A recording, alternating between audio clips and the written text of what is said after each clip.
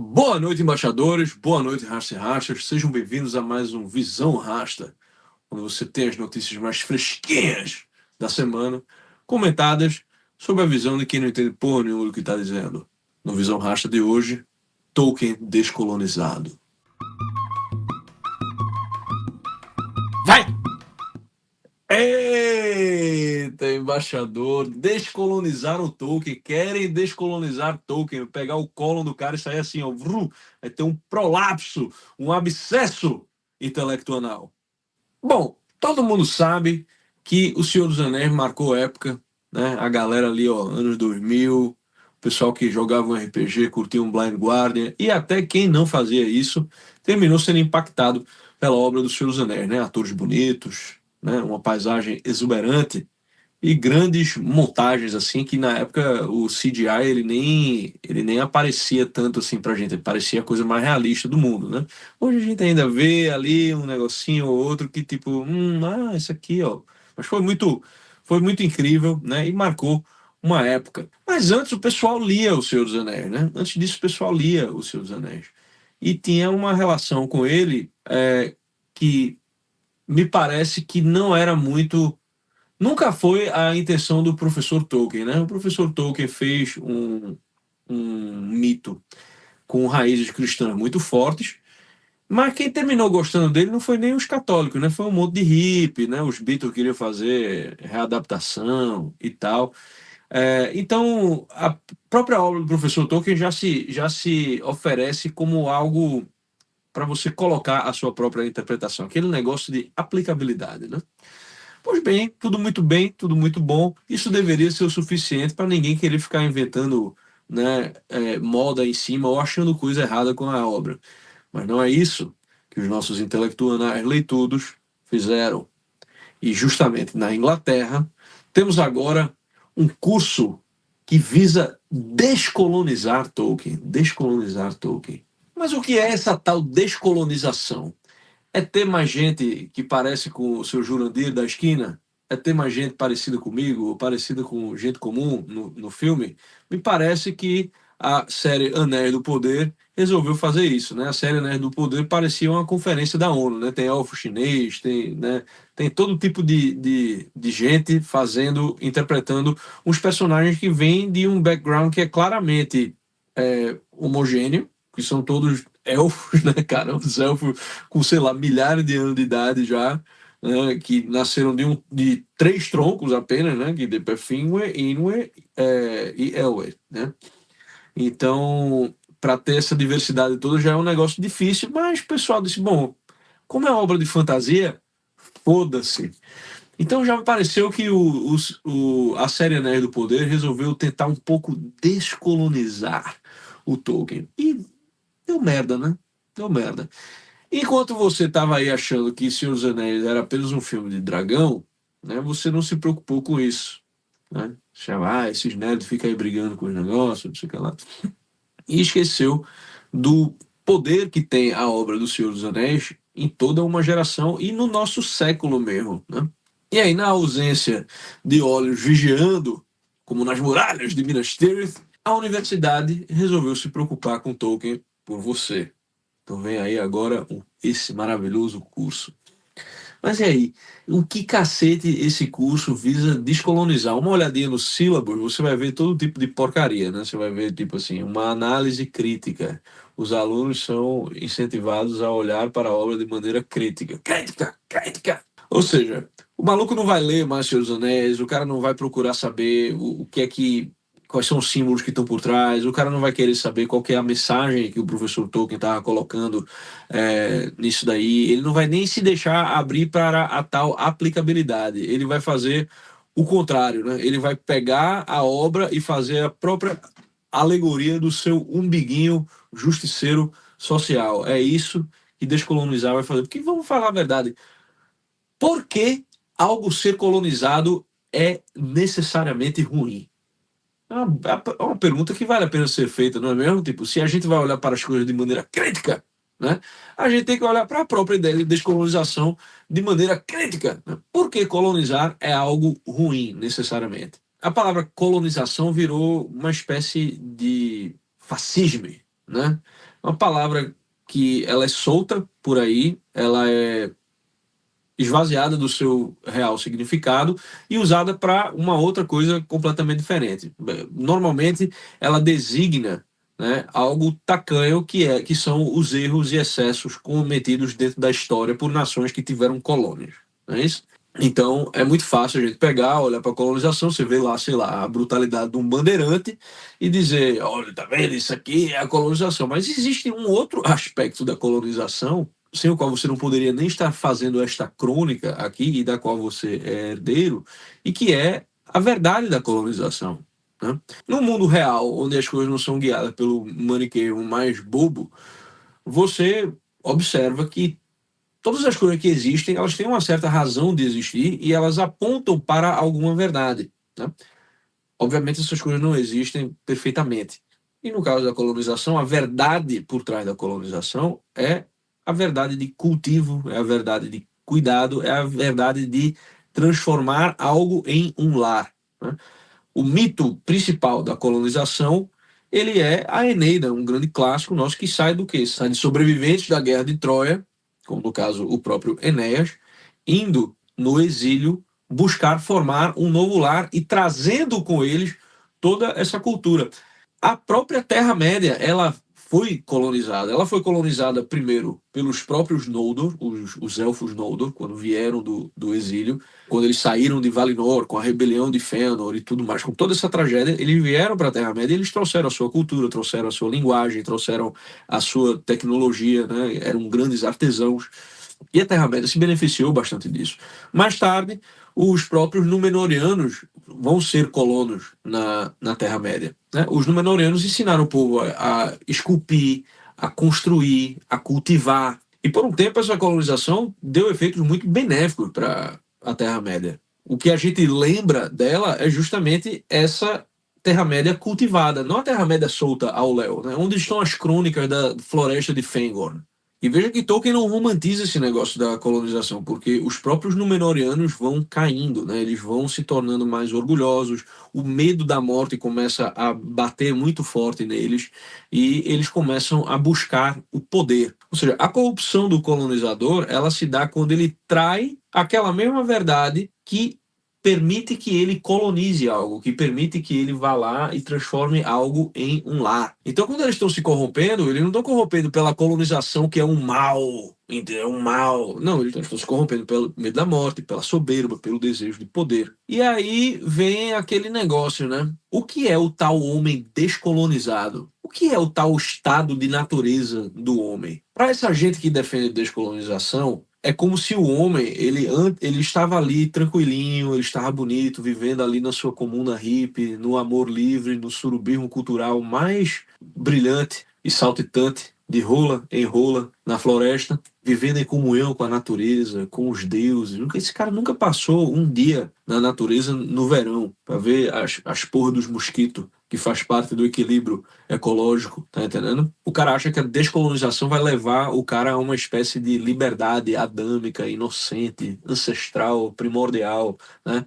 Até que chega o homem branco e cruel, corno e matador de baleia, e ele vai lá e ele corrompe o indivíduo. Essa ideia é uma ideia colonizadora. É a colonização que Rousseau fez na cabeça de todos vocês. Então, assim, o cara que defende essa merda, eu gostaria de perguntar para esse professor como é que ele se sente tentando descolonizar, ele que é um africano, que a África sofreu com os males da colonização e também tenta lidar com a herança das coisas boas que isso pode ter trazido. Eu queria que ele me dissesse como é que ele se sente no dia de hoje, sabendo que ele está se rebelando contra os seus colonizadores e vivendo na cabeça de um defunto francês iluminista. Se isso não é uma colonização de merda, eu não sei o que é que é.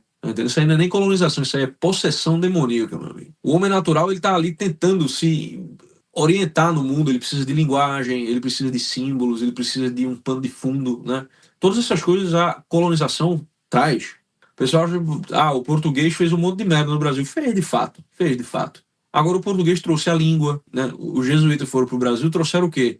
Trouxeram a educação grega, não foi tipo a educação do opressor.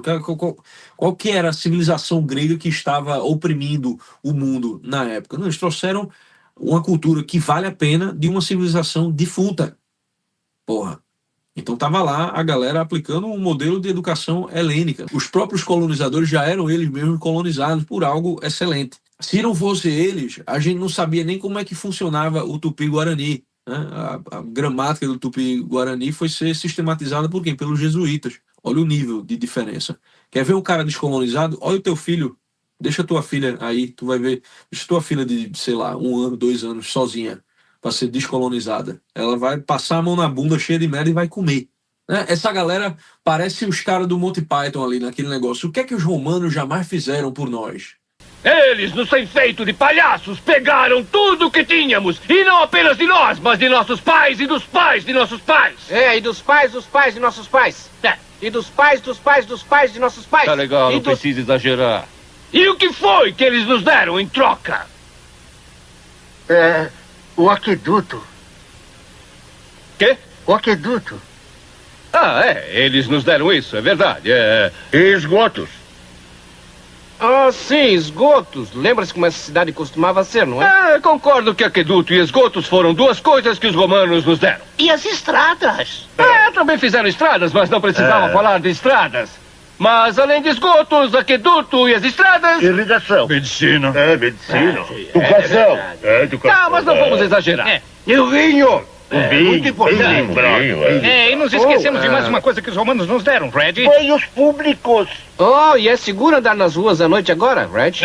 E consegue manter a ordem. Só eles podem fazer isso num lugar assim.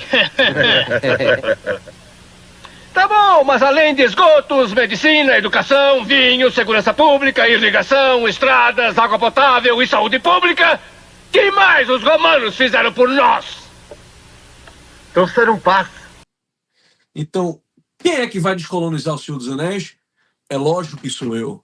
A Produções Productions acaba de terminar o seu roteiro Senhor dos Anéis. Nós teremos grandes personagens descolonizados, como Saruman, o mago com consciência social. Olha ele aí, ó. Camisa do Corinthians, tá entendendo? Viu o Corinthians de sempre, com Marcelinho Carioca, grande batedor de falta, tá entendendo? Tá ali pronto para fazer a justiça social, levando seu celular. Você que estava de vacilo na rua. É necessário também ter a representatividade do Nordeste, não é mesmo? Então temos o grande personagem Renato Aragorn. Porque o Ranger, ele é o quê? O que é um Ranger? O Ranger é um retirante. É um retirante, ele sai ali andando pela caatinga, tá entendendo? Procurando emprego, né? Ele fica ali ao redor de onde? Ele fica ao redor de Bolsão, por quê? É o Bolsão Família, tá entendendo? Então ele fica ali, junto dos hobbits, tá entendendo? Ao norte, ali de Tucaia, grande Renato Aragorn, o elfo retirante de cabeça chata. Claro que dentro disso daí tem que ter um personagem cuja destreza vai dar toda aquela agilidade para a ação, né? 18 de destreza, 20 de destreza. Só trabalhamos com destreza alta para tais personagens. Pelégolas, certo? Pelégolas, o elfo negro, habilidoso no futebol da Terra-média. Esse aí, meu amigo, ele pega uma Palantir, ele faz embaixadinha, ele dá ali ó, na caixa. Pá, vai! Obviamente, em uma boa história não pode faltar um romance, né? Afinal, vocês só querem uma namoradinha. E para isso teremos a nossa linda elfa Arwendel, uma elfa anjo, com asas de marmanjo. Primeira elfa trans que tem que vencer essa sociedade patriarcal, tá entendendo? Que insiste em chamar a minha conchinha de pau. E para coroar, nós teremos também a dona Elrondina, certo? Uma elfa, mãe solteira, que tem que vencer o preconceito em uma sociedade que só se preocupa com a genealogia. É o Hobbit preocupado com a genealogia, é Númenóreano preocupado com a genealogia, quando a verdade é que pai é o orc quem cria.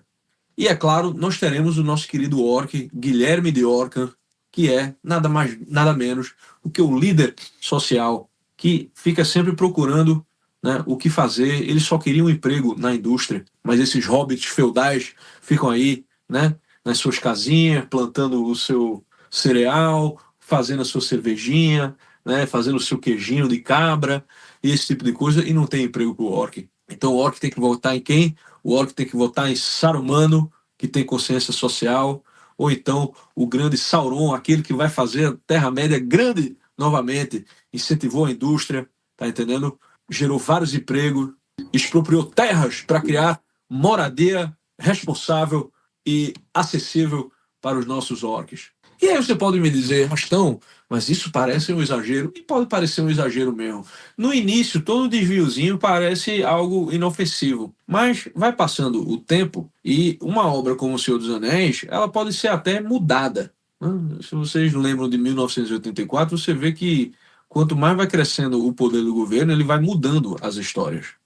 Ele vai tirando partes de livros, ele vai, às vezes, até reescrevendo partes de livros.